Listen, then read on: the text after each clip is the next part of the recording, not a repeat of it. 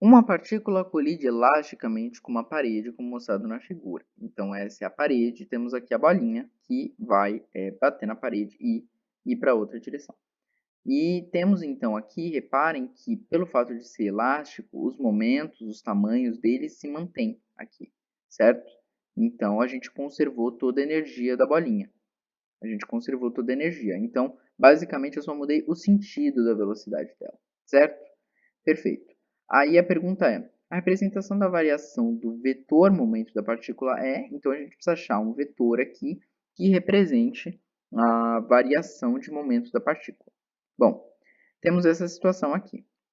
O momento pode ser escrito como massa vezes a velocidade, vetorialmente falando. E a gente tem um momento inicial aqui, que é o P0, e um momento final, que é o PF. E a minha pergunta é, quem é o vetor ΔP, que é PF menos P0? E isso tudo é vetorial, certo? Olhando para esse esquema aqui, o que eu preciso fazer? Eu preciso pegar o PF e subtrair o P0.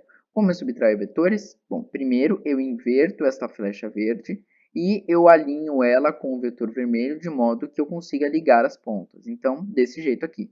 Repara que eu ligo a ponta da flecha aqui e reparem que ela está nesse sentido aqui, ou seja, da direita para a esquerda, porque eu atribuí o sentido menos para ela, certo? É o sentido oposto do que estava antes. Antes ela estava indo para cima, agora ela está indo para baixo, por causa desse menos aqui. Eu estou fazendo uma subtração de vetores.